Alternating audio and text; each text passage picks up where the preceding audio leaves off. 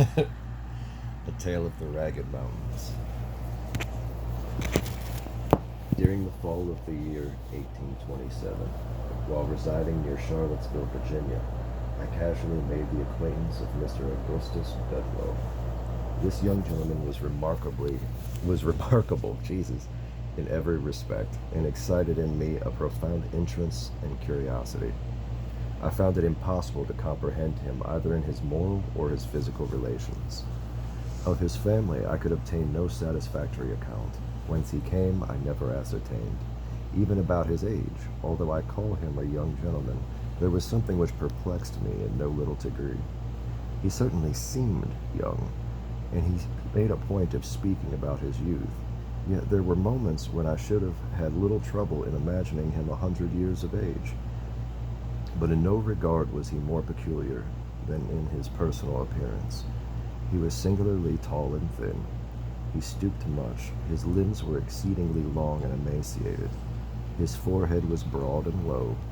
His complexion was absolutely bloodless. His mouth was large and flexible. Well, yeah. And his teeth were more wildly uneven, although sound, than I had ever before seen teeth in a human head. The expression of his smile, however, was by no means unpleasing, as might be supposed, but it had no variation whatever. It was one of profound melancholy, of a phaseless and unceasing gloom. His eyes were abnormally large and round like those of a cat. The pupils, too, upon any accession diminution of light, underwent contraction or dilation, just as it observed in a feline tribe. In moments of excitement, the orbs grew bright to a degree almost inconceivable, seeming to emit luminous rays, not of a reflection, but of an intrinsic luster, as does a candle or the sun. Yet their ordinary condition was so totally vapid, filmy, and dull as to convey the idea of the eyes of a long-interred corpse. These peculiarities of person appeared to cause him much annoyance, and he was continually alluding to them in a sort of half-exploratory, half-apologetic strain, which, when I first heard it, impressed me very painfully. I soon, however, grew accustomed to it, and my uneasiness wore off. It seemed to be his design rather to insinuate than directly to assert that. Man, I fucked that whole thing up. Hold on. It seemed to be his design rather to insinuate than directly to assert that physically he had not always been what he was, that a long series of neurologic attacks had reduced him from a condition of more than usual personal beauty to that which I saw. For many years past, he had been attended by a physician named Templeton, an old gentleman perhaps 70 years of age, whom he had first encountered in Saratoga, and from whose attention, while there, he either received or fancied that he had received great benefit. The result was that Bedlo, who was wealthy, had made an arrangement with Dr. Templeton, by which the latter, in consideration of a liberal annual allowance, had consented to devote his time and medical experience exclusively to the care of the invalid. Dr. Templeton had been a traveler in his younger days, and in Paris had become a convert, in great measure, to the doctrine of Mesmer. It was altogether by means of magnetic remedies that he had succeeded in alleviating the acute pains of his patient, and this success had very naturally inspired the latter with a certain degree of confidence in the opinions from which the remedies had been adduced.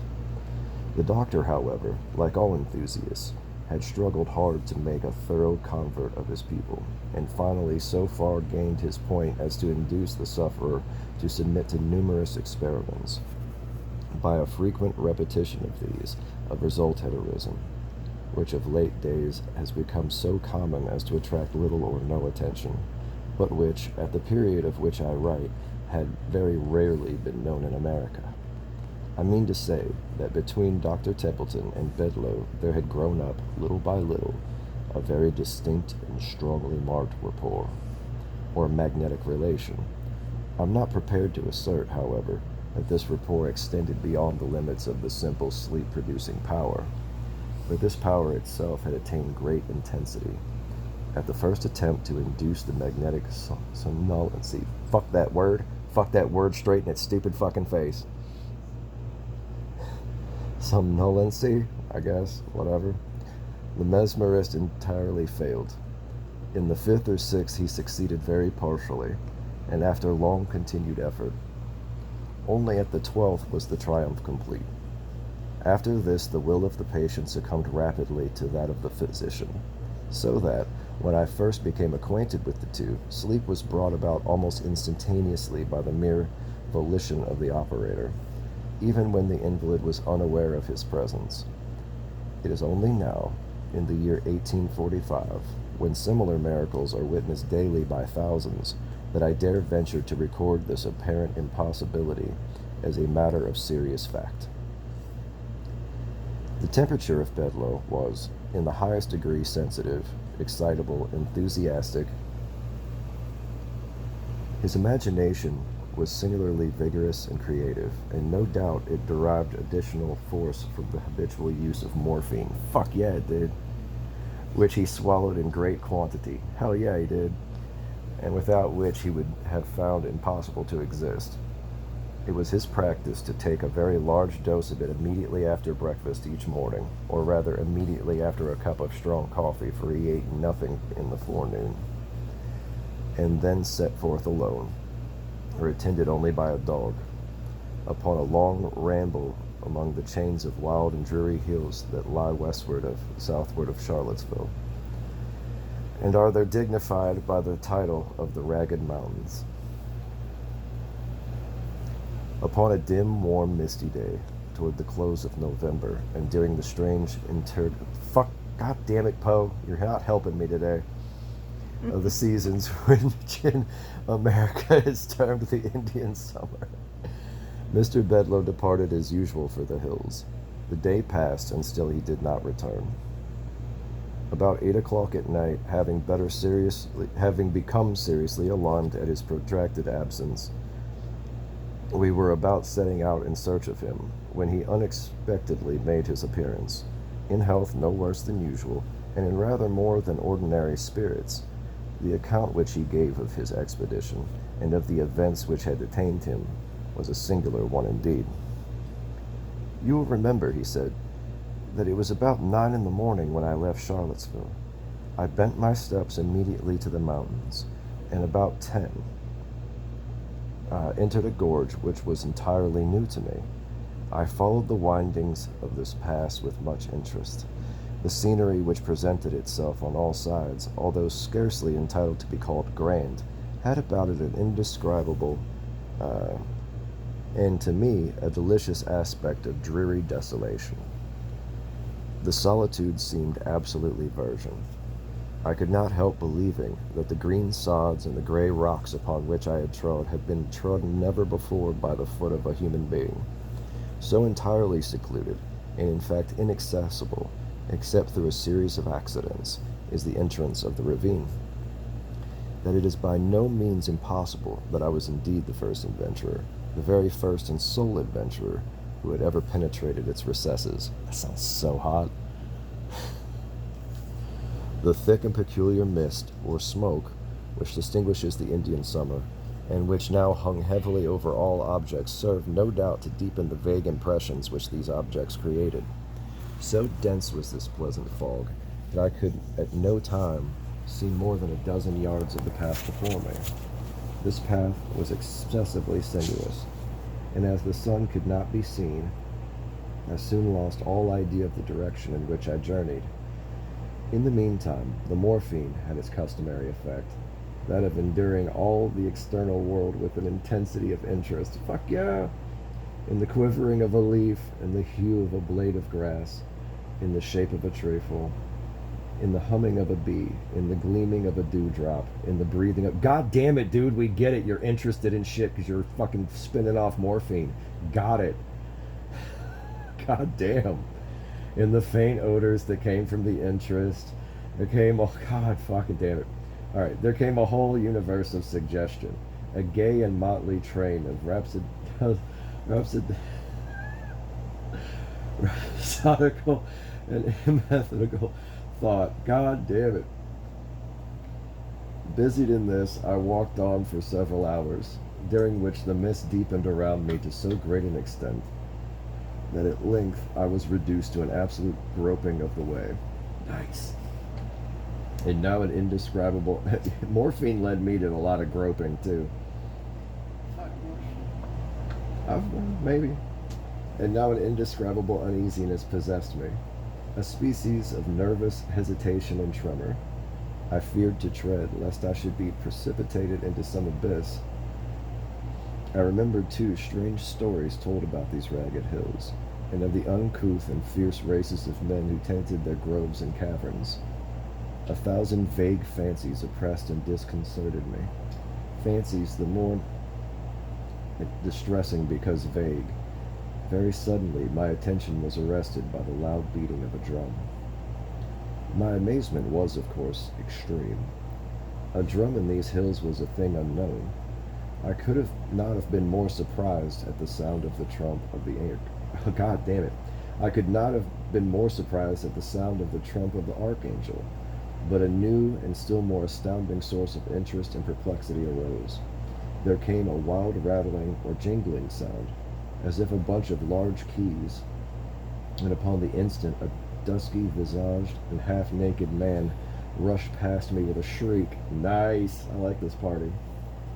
He came so close to my person that I felt his hot breath upon my face. How did he get that close to you running past that he could just breathe on your face? Maybe he stopped to just do that. Maybe. What a weirdo. No, that's great. He bore in one hand an instrument composed of an assemblage of steel rings and shook them vigorously as he ran. Scarcely had he disappeared in the mist before, panting after him with open mouth and glaring eyes, there darted a huge beast. I could not be mistaken in its character. It was a hyena. The sight of this monster rather relieved than heightened my terrors, for I now made sure that I had dreamed, and endeavored to arouse myself to wake consciousness. I stepped boldly and briskly forward. I rubbed my eyes, I called aloud, I pinched my limbs. A small spring of water presented itself to my view, and here stooping, I bathed my hands in my head and neck. This seemed to dissipate the equivocal sensations which had hitherto annoyed me. I arose, as I thought, a new man, and proceeded steadily and complacently on my unknown way. At length, quite overcome by exertion, and by a certain oppressive closeness of the atmosphere, I seated myself beneath a tree. Presently there came a feeble gleam of sunshine, and the shadow of the leaves of the tree fell faintly but definitely upon the grass. At this shadow I gazed wonderingly for many minutes. Its character stupefied me with astonishment. I looked upward. The tree was a palm. I now arose hurriedly, and in a state of fearful agitation, for the fancy that I dreamed would serve me no longer. I felt that I had perfect command of my senses, and these senses now brought to my soul a world of novel and singular sensation. The heat became all at once intolerable. A strange odor loaded the breeze. A low, continuous murmur, like that arising from a full but gently flowing river, came to my ears, intermingled with the peculiar hum of multitudinous fucking human voices. God damn it, Poe. Well, I needed some more sleep before trying to tackle this one. While I listened in an extremity of astonishment, which I need not attempt to describe, a strong and brief gust of wind bore off the incumbent fog, as if by a wand of the enchanter. I found myself at the foot of a high mountain, and looking down into a vast plain, through which wound a majestic river.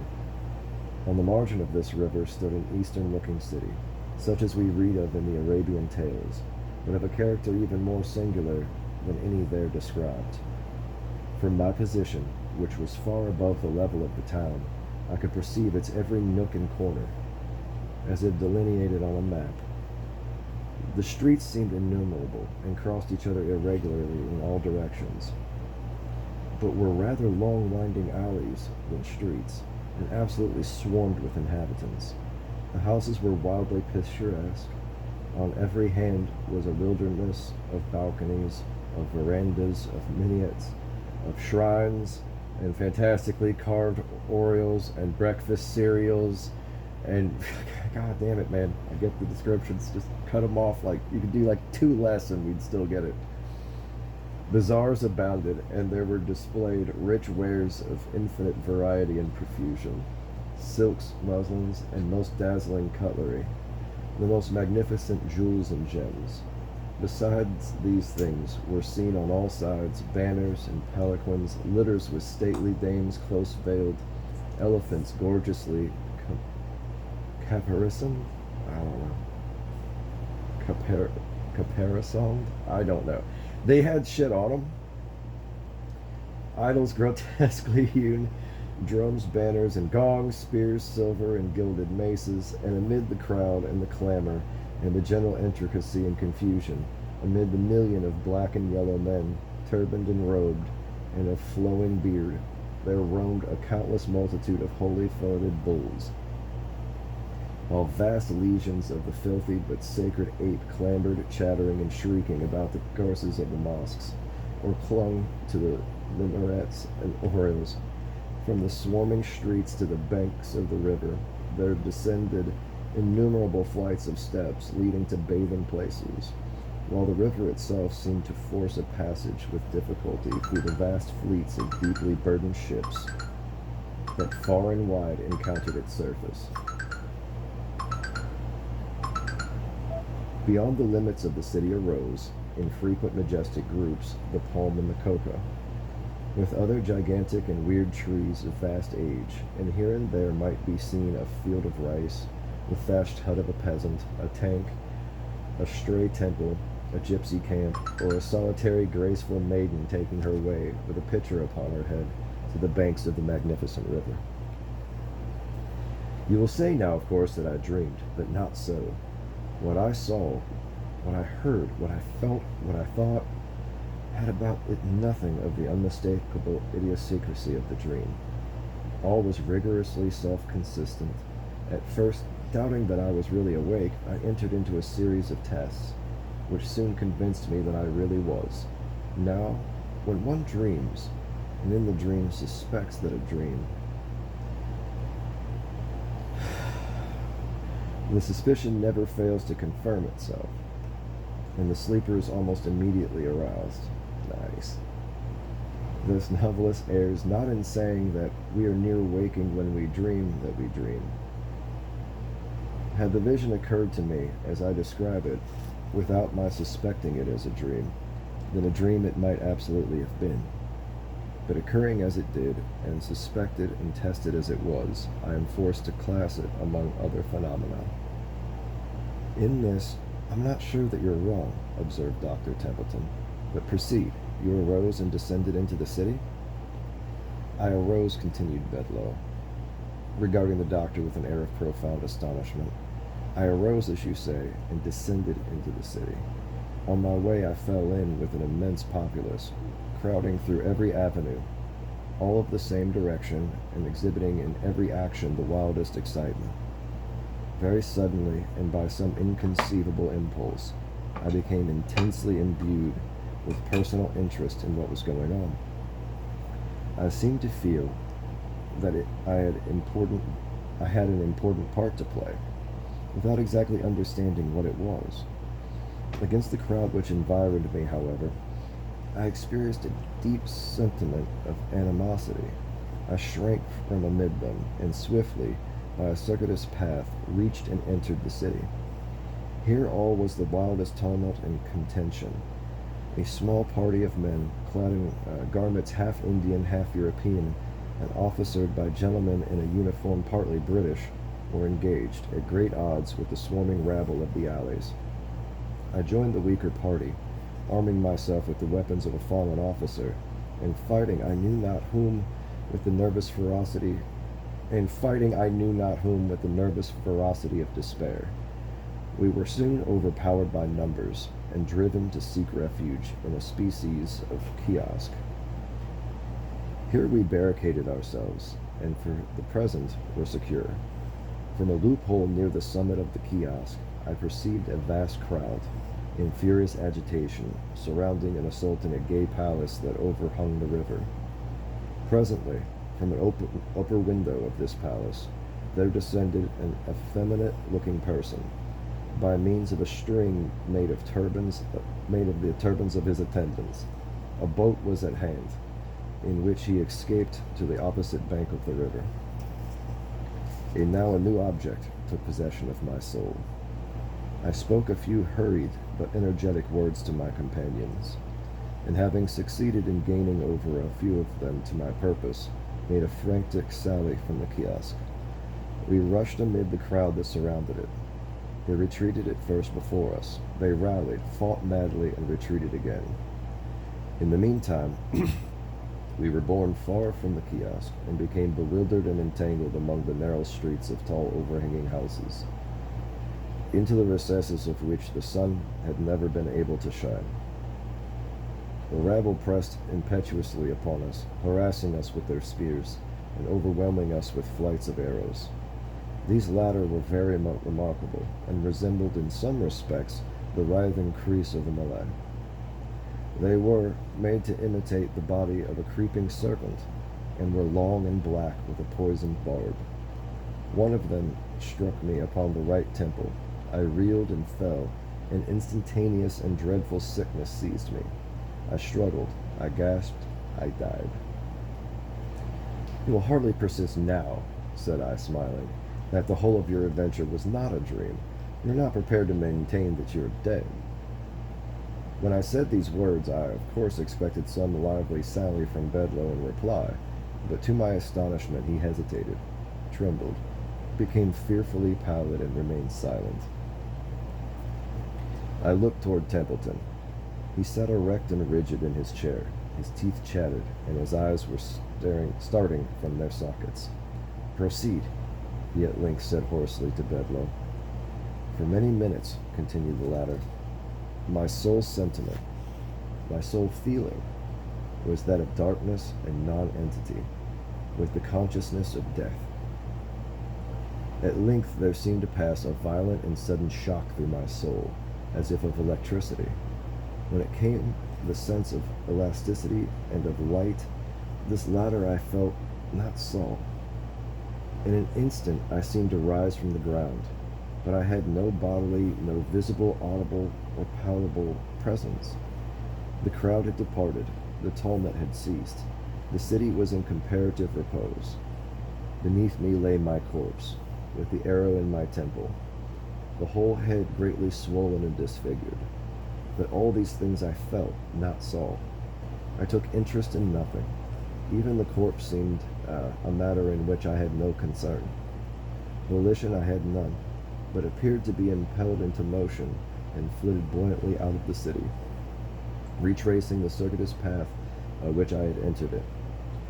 When I had attained that point of the ravine in the mountains at which I had encountered the hyena, I again experienced a shock as of a galvanic battery. The sense of weight, of volition, of substance returned. I became my original self, and bent my steps eagerly homeward. But the past had not lost the vividness of the real, and not now, even for an instant, can I compel my understanding to regard it as a dream.